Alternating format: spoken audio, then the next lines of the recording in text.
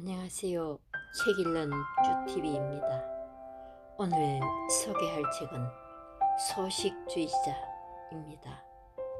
지연이는 미즈노 남보쿠, 펴낸 것은 사이먼 북스 출판사입니다. 저자 미즈노 남보쿠는 200년 전 일본 사람입니다. 고아였던 저자는 10살 때부터 술을 먹기 시작하면서 감옥살이를 했다. 감옥에서 죄수의 관상이 일반인과 많이 다르다는 사실을 발견하고 관상을 공부했다. 관상가가 말하길 칼을 맞아 죽을 관상으로 1년밖에 살 수 없으니 그 불운을 피하려면 스님이 되는 수밖에 없다고 했다. 저를 찾아가니 주지 스님은 1년 동안 보리와 콩만으로 식사를 계속하면 입문을 허락하겠다고 약속했다. 그렇게 보리와 콩으로 1년을 보내고 절에 가는 길에 다시 관상가를 찾아가니 칼에 맞아 죽을 관상이 없어졌는데 큰 공덕을 세운 모양이다 라며 축하해 주었다. 남북군은 스님이 아니라 관상가가 되기로 뜻을 굳혔다. 그때부터 3년간 이발소에서 일하며 두상과 면상, 3년간 목욕탕에 때밀이를 하며 전신상을, 3년간 화장터 인부로 일하며 뼈와 골격을 공부했다. 그 이후로 단식과 폭포 수련 등의 어려운 고행을 한 결과 사람의 운명은 시계에 있다는 진리를 깨닫게 되었다.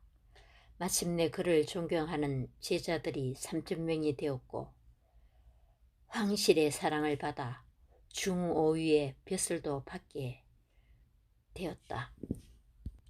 그의 관상은 보잘것없었다.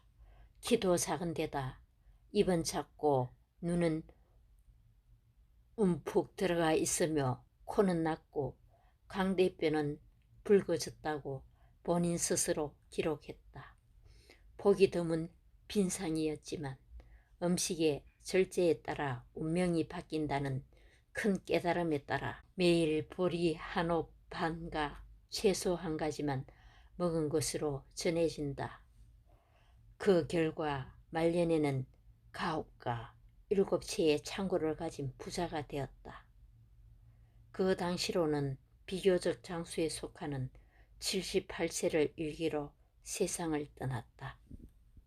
이 책은 스승과 제자와의 문답식으로 구성되어 있습니다.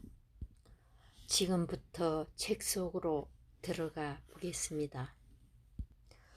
당신의 운명은 먹는 음식으로 결정된다. 스승님은 관상의 대가이십니다. 관상은 타고난 것으로 알고 있는데 먹는 음식이 관상을 바꾼다고 하십니다. 이는 무슨 말씀이십니까? 관상은 타고난 것으로 알고 있는데 그것은 잘못된 생각입니다. 만물 중에 변하지 않는 것이 없듯이 관상도 그러합니다. 그 사람이 매일 먹는 식사의 양에 따라 그 사람의 부와 명예, 수명 그리고 미래의 운명까지도 예측할 수 있습니다. 물론 힘든 육체 노동을 하지 않는 사람들에게 해당되는 상황입니다. 육체 노동에 종사하는 사람은 그 사람이 하는 노동의 내용에 따라 식사량의 정량이 정해져 있고 신체의 크기나 노동의 강약에 따라서도 식사량이 달라질 수 있습니다. 또한 나이가 젊거나 많음에 따라 조금씩 달라질 수도 있습니다. 그러나 전체적으로 그가 매일 섭취하는 식사량의 다소에 따라 운명의 길흉이 결정됩니다. 식사량이 적은 사람은 관상학적으로 불길한 관상을 가지고 태어났다고 하더라도 운세가 좋습니다. 나름대로 축복받는 인생을 보내며 젊어서 죽는 법이 없는데, 이런 사람은 말년에도 길한 법입니다. 식탐이 심하고 지나치게 가시가는 사람이 있습니다. 이런 사람은 길상을 가지고 태어났다고 해도 젊어서부터 몸이 무너지기 쉽습니다. 뱃속을 바람만 채우면 의사가 필요 없다. 스승님의 가르침대로 소식을 실천하고 있지만 좋은 것을 골라 먹는 미식가이기도 합니다. 소식을 하면 미식도 괜찮은지 가르침을 주십시오. 미식 또한 과식이나 폭식과 다름이 없습니다. 세 가지 모두 지나친 욕심에서 비롯되기 때문입니다. 항상 맛있는 음식만 골라 먹는 사람은 비록 관상이 길하다 해도 운세는 흉합니다. 미식하는 버릇을 고치지 않으면 부와 명예는 물론이거니와 집안 자체가 몰락하게 됩니다. 가난한 사람이 미식을 하게 되면 뼈 빠지게 평생 고생만 하다가 자식에게 빚까지 남겨놓고 비참하게 죽는 법입니다. 식사가 불규칙한 사람은 정신이 망가진다. 스승님의 가르침에 따라 소식을 실천하고 있지만 일이 너무 많아 불규칙하게 먹습니다. 불규칙하더라도 소식하면 괜찮겠습니까? 식사를 잊어버리고 정신없이 뛰어다닌다는 것은 자기 스스로 운명을 관할하지 못한다는 말입니다. 먹는 음식을 절제하여 소식을 실천한다고 해도 불규칙한 식사는 절제를 망쳐버립니다. 식사 시간이 불규칙한 자가 대식하고 폭식을 일삼으며 재산도 잃고 젊어서 병으로 쓰러지게 됩니다. 거기다가 관상이 흉상이라면 죽을 장소조차 정할 수 없어 거린 신세로 삶을 마감하는 법입니다. 주역에 과유불급이라는 말이 있습니다. 이 말은 문자 그대로 지나친 것은 부족함만 못한다는 뜻입니다. 지나치게 많이 먹는 것이나 식사 시간을 불규칙하게 하는 것은 모두 과도한 욕망의 표현입니다. 식사량이 들쑥날쑥하면 거린이 되기 쉽다. 스승님, 저는 음식을 절제하고 규칙적으로 먹습니다. 평소에는 잘 실천하지만 육체 노동을 많이 하거나 잔치집에 가면 많이 먹게 됩니다. 어떻게 하면 되겠습니까? 소식을 하면서도 식사량이 일정하다면 이것을 식욕이 온전하다고 말합니다. 그러나 힘든 노동을 한 후에는 많이 먹게 됩니다. 또한 동네 잔치집에 가면 진귀한 음식을 보고 식탐을 부리게 됩니다. 그래서 급박한 상황에 처하면 그 사람의 본질이 나타난다고 성현들이 말을 하는 것입니다. 식탐을 부려 함부로 먹어치우면 대부분 정서가 불안정하게 됩니다. 인간은 나약한 존재라서 항상 흔들리는 법입니다. 어떤 상황에서도 흔들리지 않는 마음을 부동심이라고 합니다. 흔들릴 때마다 중심을 잡으십시오. 먹을 때마다 흔들리는 사람은 무엇을 하든 생각대로 잘 되지 않습니다. 이와 같은 사람은 비록 간상이 좋고 초기에 간혹 성공을 하더라도 결국 하는 일마다 실패하게 되어 있습니다. 대식가에다 식사 시간이 불규칙하면서 식사량까지 들쑥날쑥하면 정서가 불안정해서 신체가 무너지게 됩니다. 결국 큰 질병에 걸리게 됩니다. 사람의 몸은 영혼이 기거하는 집입니다. 집이 무너지면 영혼이 무너지고 영혼이 무너지면 집이 무너집니다. 이것을 우리는 형식이 내용을 만들고 내용이 형식을 만든다고 말합니다. 그러나 소식을 실천하면서 식사량이 일정하고 식사시간까지 규칙적인 사람은 몸과 마음이 함께 굳건한 법입니다. 영혼이 굳건하면 모든 일이 잘 풀리게 마련입니다. 배불리 먹고 쓰는 맑은 영혼을 유지할 수 없습니다. 재산을 많이 가진 자라도 대식가 폭식을 일삼으면 재산을 오래도록 유지할 수 없게 됩니다. 마음이 흐트러지면 의복도 식사도 흐트러진다. 스승님, 저는 사람을 상대하는 일을 하고 있습니다. 소식을 실천하고 있지만 외관에 많이 신경이 쓰입니다. 옷과 장식이 훌륭하면 안 되는 것입니까? 옷차림이 화려하게 보이는 사람이 있습니다. 그러면서 식사가 무절제한 사람이 있습니다. 그런 사람은 겉보기와는 정반대로 외관만 꾸미는 사람입니다. 남에게 보여주는 것에 모든 관점을 맞추고 있는 사람입니다. 남에게 보여주기 위해 모든 힘을 쓰는 사람은 결코 행복해 줄 수 없습니다.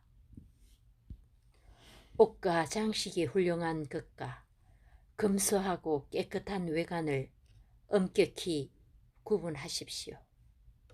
식사를 엄격하게 절제하는 그 마음이 절제되고 검소한 외관을 만듭니다. 그러나 식사를 절제하면서도 외관상의 그 치레에만 신경을 쓰는 사람도 있습니다. 귀인에게는 식이 있고 소인에게는 식이 없다는 말이 있습니다. 이 말은 인품이 훌륭한 귀인은 식사도 규칙적이고 소식하는 데 반해 인품이 천한 소인은 대부분 불규칙하게 먹고 폭식한다는 말입니다. 그래서 귀인은 음식을 통해 천명을 얻고 소인은 음식을 통해 병을 얻는다고 하는 것입니다. 소식을 실천하면 천한 태생이든 흉한 관상이든 스스로 귀인이 될 수 있습니다. 뱃속을 8알만 채우면 내장이 입을 닫는다. 스승님, 어떤 사람들은 배가 든든해야 선행을 베풀 수 있다고 합니다. 그런데 스승님께서는 배부르게 먹지 말고 복팔분해야 장수하고 부를 누린다고 말씀하십니다. 복팔분이란 어느 정도를 말하는지 말씀해 주십시오. 중국의 고전에 복팔분무이라는 말이 있습니다.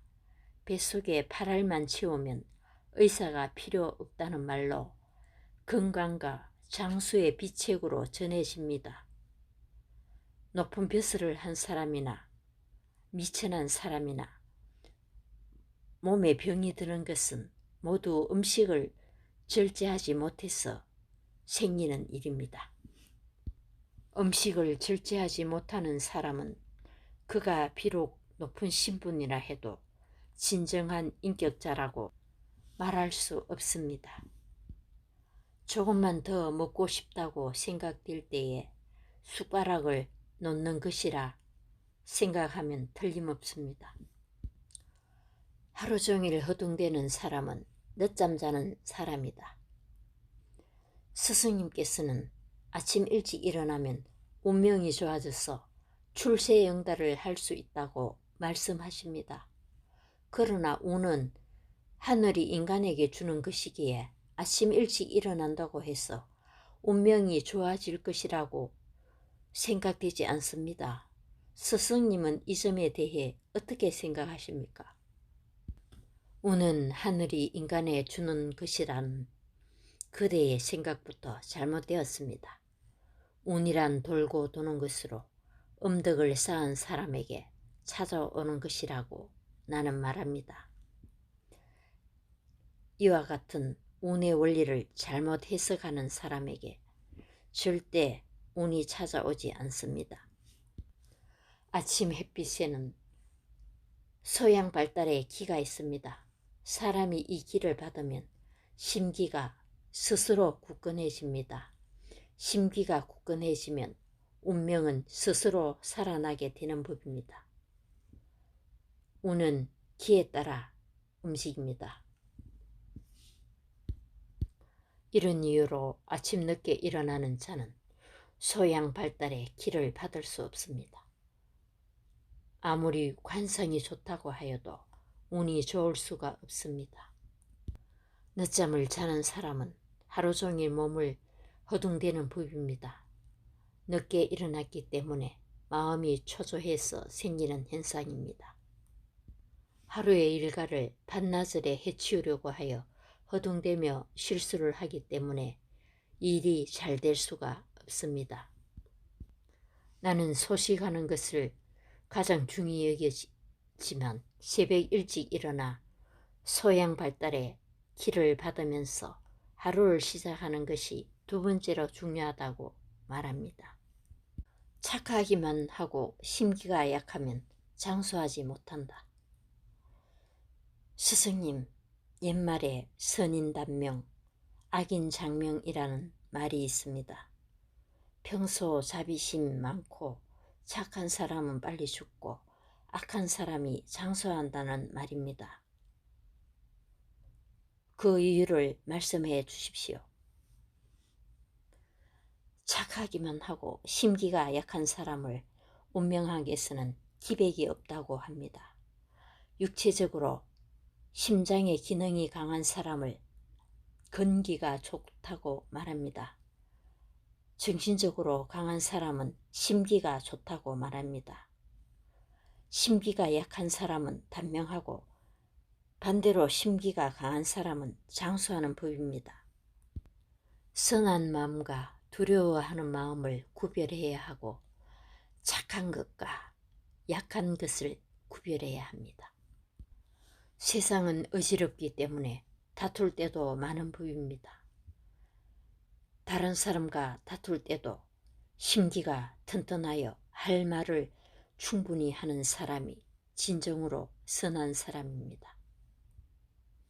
그래서 착하기만 한 사람은 세상을 두려워하며 단명하고 심기와 근기가 튼튼하여 두려움 없이 선한 사람이 장수하게 됩니다. 개인적으로 식사 시간이 너무 늦어서 정신이 혼미한 적이 들어 있었습니다. 이 책을 읽으면서 불규칙한 식사 시간을 많이 반성했습니다. 소식을 실천하면 건강과 다이어트에 많은 도움이 될 것입니다.